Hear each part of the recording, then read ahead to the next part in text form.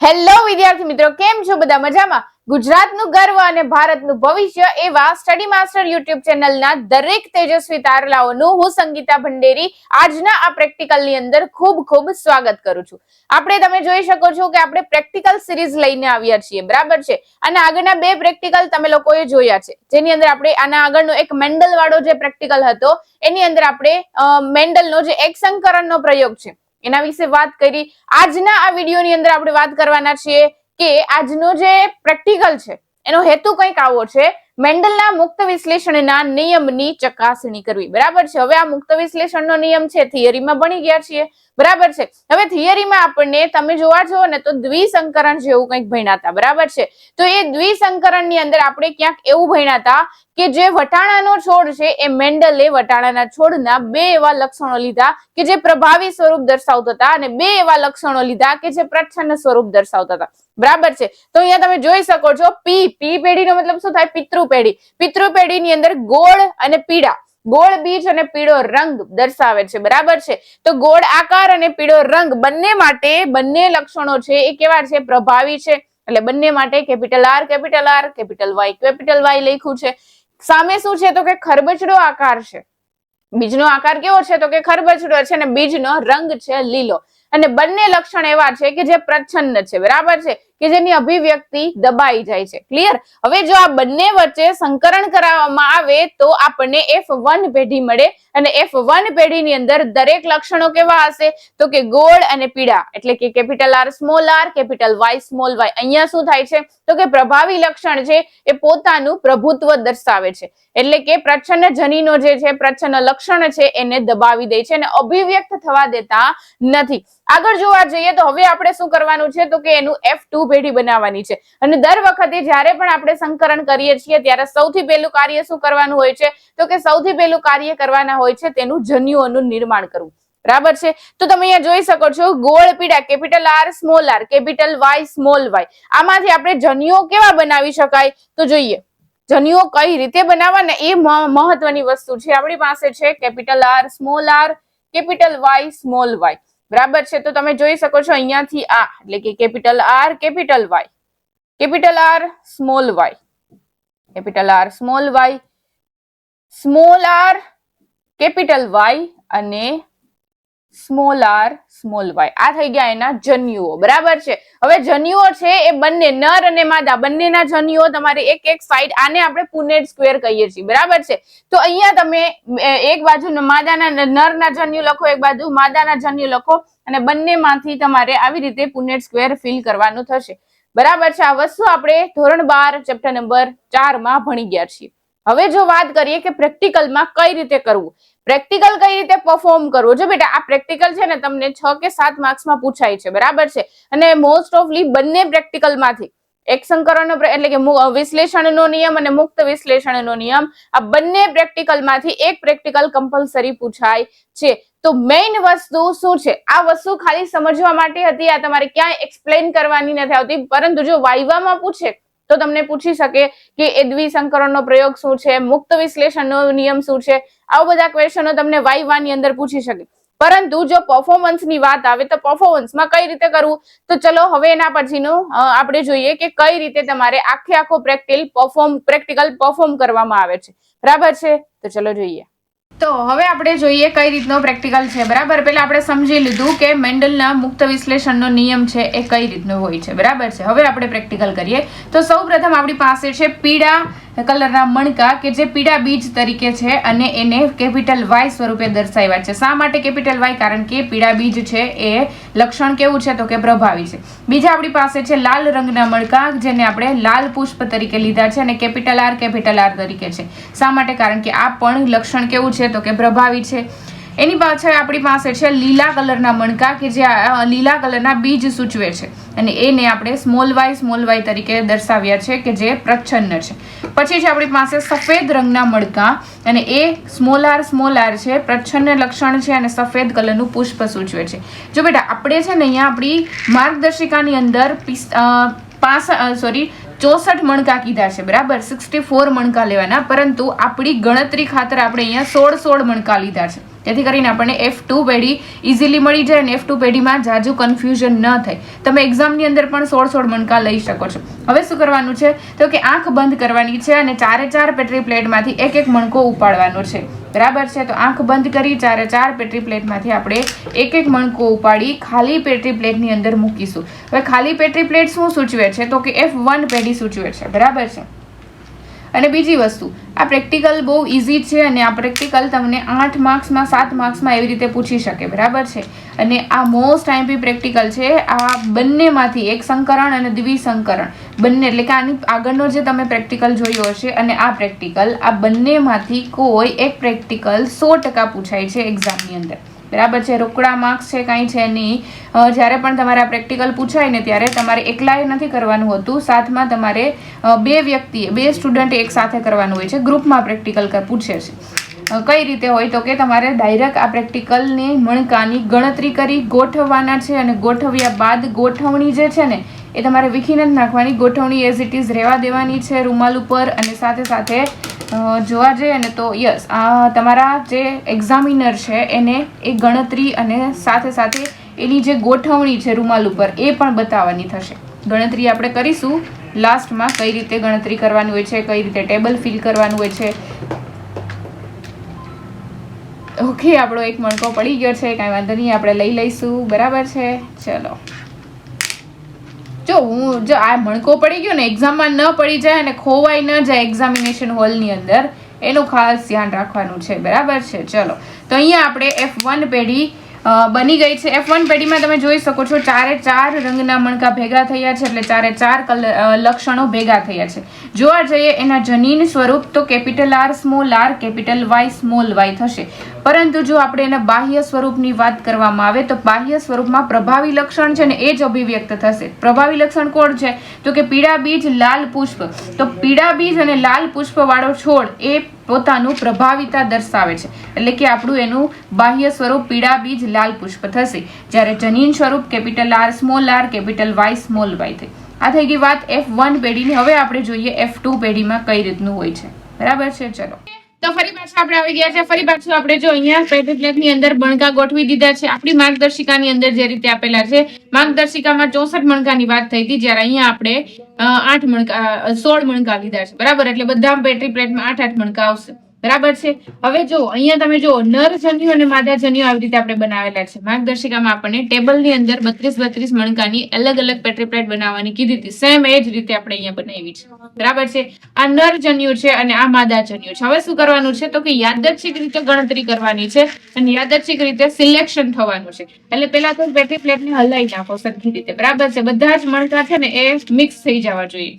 હવે આંખ બંધ કરીને યાદચ્છિક રીતે આપણે એક મણકો લેવાનો થશે, બરાબર છે. અને તમારી પાસે તો તમારી સાથે એક ફ્રેન્ડ હશે, એક સ્ટુડન્ટ હશે કે જે તમને હેલ્પ કરશે, બરાબર છે. એટલે બીવાનું કે ડરવાનું જરાય જરૂર નથી, ટેન્શન લેવાની જરૂર નથી, કારણ કે આ આપણે એકલા એ પ્રેક્ટિકલ કરવાનો નથી. વળી તમે કહેશો કે મેડમ આંખ બંધ કરીને તો કઈ રીતે પ્રેક્ટિકલ કરવું, તો કઈ છે નહીં બેટા, બહુ ઈઝી છે. તમે અહીંયા જોઈ શકો છો, હું આંખ બંધ કરીને જ લઉં છું, બરાબર છે. ચલો, આપણે આંખ બંધ કરીને યાદચ્છિક રીતે લેવાનું છે. ચલો ફટાફટ આપણે મિક્સ કરી દઈએ બધા.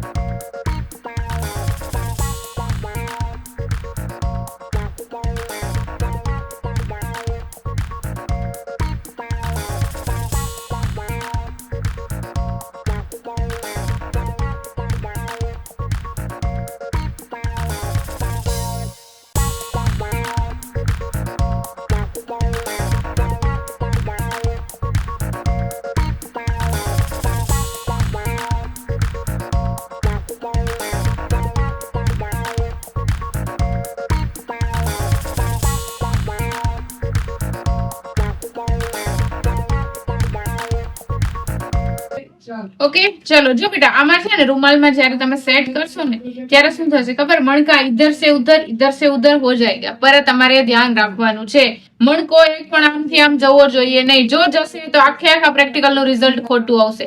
અને ખાસ વસ્તુ તમારે એક્ઝામ ની અંદર શું કરવાનું છે, આવી રીતે સેટ કરી અને તમારે એક્ઝામિનર ને બતાવવાનું છે કે જો સર અમે આવી રીતે સેટ કરેલા છે ને અમારું રિઝલ્ટ આ છે. હવે જો વાત કરીએ આપણે રિઝલ્ટ ની, તો અહીંયા તમારે શું કરવાનું થશે, કઈ રીતે રિઝલ્ટ જોવાનું થશે, તો જો અહીંયા ગ્રીન 2 મણકા છે તો 2 મણકા ગ્રીન છે. ગ્રીન શું ઇન્ડિકેટ કરે છે, તો કે લીલા મણકા, લીલા બીજ ઇન્ડિકેટ કરે છે. અને એના આંકડો શું છે, તો કે સ્મોલ વાય છે. આપણે એને સ્મોલ વાય કહીશું. એક વ્હાઈટ કલર નો મણકો છે એટલે કે એક સ્મોલ આર છે, અને એક રેડ કલર નો મણકો છે એટલે કે એક કેપિટલ આર છે. એટલે કે કેપિટલ આર, સ્મોલ વાય. બરાબર છે. આવી રીતે 16 જે આપણને સંતતિ મળી છે એનું આપણે ગણતરી કરવાની છે, અને એની વાત આપણે ચલો શરૂ કરીએ. ઓકે, તો હવે આપણે વાત કરીએ અવલોકન ટેબલ કઈ રીતે ફિલ કરવું. જો બેટા, આ પ્રેક્ટિકલ ની અંદર સૌથી અઘરું હોય ને તો આ અવલોકન ટેબલ, કારણ કે ઘણા ખરા સ્ટુડન્ટને આ ટેબલ ફિલ કરતા આવડતું નથી. આપણે પ્રેક્ટિકલમાં જોઈ ગયા કે આ રૂમાલની અંદર આપણને આટલી સંતતિ મળી છે, બરાબર. હવે આ જે સંતતિ મળી છે એના આધારે જ આ ટેબલ ફિલ કરવાનું છે. બની શકે કે દરેક સ્ટુડન્ટને આ ટેબલનો આંકડો અલગ અલગ આવે, બધાને સેમ આવે એવું જરૂરી નથી. બધાને જે ગુણોત્તર છે એ પણ અલગ અલગ આવશે, એટલે ડોન્ટ વરી, તમને જે ગુણોત્તર આવ્યો છે એ સાચો છે, બરાબર છે. ચલો જોઈએ. સૌથી પહેલા આપણને ખબર છે લાલ કલરના મણકા છે એ કેપિટલ આર પ્રભાવી છે. સફેદ મણકા છે એને આપણે સ્મોલ આર તરીકે લખીએ છીએ કે જે કેવા છે, તો કે પ્રચ્છન્ન છે. પીળા મણકા કેપિટલ વાય, લીલા મણકા સ્મોલ વાય. એક પ્રભાવી, એક પ્રચ્છન્ન. હવે અહીંયા ટેબલની અંદર આપણને શું કીધું છે, પેઢી અને પુનરાવર્તન પ્રયોગનો ક્રમ. F1 પેઢી, F2 પેઢીની વાત કરવામાં આવી છે. અહીંયા આપણને જે મળી છે એ કઈ પેઢી છે, તો કે F2 પેઢી છે. F1 પેઢીની અંદર આપણને capital R, small r, capital Y, small y, એટલે કે પ્રભાવી લક્ષણ જો અભિવ્યક્ત થયા હોય તો લાલ અને પીળા રંગના મણકા દેખાય. ક્લિયર આટલી વસ્તુ? હવે આપણે અહીંયા લખીએ કે સંતતિની કુલ સંખ્યા કેટલી છે, તો કે 16 સંતતિ મળી છે. આની અંદર આપણને બધા જ મણકા કેવા હતા, બધી જ સંતતિ કેવી હતી, તો કે પ્રભાવી લક્ષણ વાળી હતી. એટલે એનો મતલબ થયો કે 16 સંતતિમાં કેપિટલ આર, કેપિટલ વાય એક જનીન હાજર હશે કે જે પ્રભાવી લક્ષણ અભિવ્યક્ત કરે છે. ક્લિયર થાય છે આટલી વસ્તુ? અને બાકીના બધા છે એની અંદર આપણે શું કરવાનું છે, તો કે ડેશ કરવાનો છે. F1 પેઢીની અંદર દરેક છોડની અંદર તમને શું જોવા મળ્યું છે, પીળા અને લાલ રંગ જોવા મળ્યો હશે બાહ્ય સ્વરૂપમાં. તો અહીંયા સંખ્યા કેટલી છે, તો કે 16. બાકી બધામાં ડેશ કરી દેવાની છે. આ એક પ્રયોગની વાત થઈ, એવા તમારે કેટલા, તો કે 6 પ્રયોગ કરવાના છે. અને 6 પ્રયોગ કર્યા પછી એનો કુલ ટોટલ અહીંયા મારવાનો છે, અને એ જે ગુણોત્તર છે એ તમારો સાચો ગુણોત્તર છે. પરંતુ આ આપણે ક્યાં કરવાનું છે, તો કે આપણે જ્યારે પ્રેક્ટિકલ શીખતા હોય ત્યારે. એક્ઝામ ની અંદર 6 વખત પ્રેક્ટિકલ કરવાની જરૂર નથી. એક્ઝામ ની અંદર માત્ર ને માત્ર એક જ વખત પ્રેક્ટિકલ કરવાનું છે. ક્લિયર? હવે જોઈએ F2 પેઢીની અંદર સંતતિ કેટલી મળી છે, તો કે 16 સંતતિ મળી છે. બની શકે, જો બેટા અહીંયા આપણે 16 મણકા લીધા હતા એટલે 16 સંતતિ મળે છે. પરંતુ જો તમે 64 મણકા લો તો 64 સંતતિ મળે. જો તમે 32 મણકા લો 32 સંતતિ મળે. જો તમે 8 મણકા લો 8 સંતતિ મળે. બરાબર. હવે આપણે કેપિટલ એક કેપિટલ આર હોવો જોઈએ, એક કેપિટલ વાય હોવો જોઈએ. એનો મતલબ એવો થયો કે મણકાની અંદર એક લાલ મણકું, એક પીળું મણકું હોય એવા મણકાની સંખ્યા કેટલી છે ગણવાની છે. બરાબર છે. અહીંયા એક લાલ અને એક પીળું હોવું જોઈએ. બરાબર છે. એક લાલ એક પીળું, એક લાલ એક પીળું, બરાબર. એક લાલ એક પીળું, એક લાલ એક પીળું, એક લાલ એક પીળું, એક લાલ એક પીળું, લાલ પીળું, લાલ પીળું. ઓકે, ચલો લાલ પીળું, લાલ પીળું. બરાબર છે. આટલા મણકા એવા છે કે જેની અંદર એક મણકું લાલ, એક મણકું પીળું છે. બરાબર. સંખ્યા કેટલી થઈ, તો કે 1 2 3 4 5 6 7 8 અને 9. 9 સંખ્યા એટલી છે, 9 સંતતિ એવી છે કે જેની અંદર એક પ્રભાવી લક્ષણ, એક પ્રભાવી જનીન, એક બંને એક લક્ષણ છે લાલ રંગ માટેનું, એ પ્રભાવી, અને સાથે સાથે પીળા રંગ અને લાલ રંગ બંનેનું લક્ષણ દર્શાવેલ છે. બંને પ્રભાવી જનીન હાજર છે. હવે એના પછી શું કીધું છે, તો કે એક કેપિટલ વાય હોવો જોઈએ અને 2 સ્મોલ આર હોવા જોઈએ. એક કેપિટલ વાય નો મતલબ શું થાય, તો કે પીળું મણકું હોવું જોઈએ અને 2 સફેદ મણકા હોવા જોઈએ. એક પીળું 2 સફેદ, એક પીળું 2 સફેદ, બરાબર છે. અથવા તો તમે 2 પીળા પણ લઈ શકો, અથવા તો આપણે 2 પીળા પણ લઈ શકીએ, પરંતુ 2 સફેદ હોવા જોઈએ, 2 સફેદ હોવા જોઈએ. એક પીળું 2 સફેદ, સંખ્યા કેટલી મળી? 3 મણકાની, બરાબર. એવું હોય ને તો આપણે કામ કરીએ, આને અલગ કલર થી દર્શાવીએ, જેથી કરીને તમે ઇઝીલી આઈડેન્ટિફાઈ કરી શકો. તમે ઇઝીલી આઈડેન્ટિફાઈ કરી શકો. 1, 2 અને 3 કેટલા મળ્યા? તો કે 3 મળ્યા. ક્લિયર આટલી વસ્તુ? હવે શું કીધું છે? તો કે 2 સ્મોલ વાય, એટલે કે 2 લીલા હોવા જોઈએ અને 1 લાલ હોવા જોઈએ. 2 લીલા, 1 લાલ. કલર અલગ,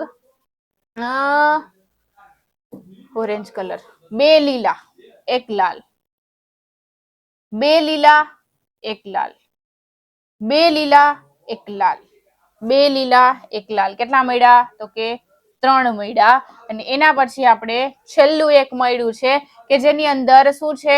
તો કે જેની અંદર બધા જ સ્મોલ હોય, એટલે કે સફેદ અને લીલા રંગના મણકા હોવા જોઈએ. સફેદ અને લીલા રંગના મણકાની સંખ્યા કેટલી છે?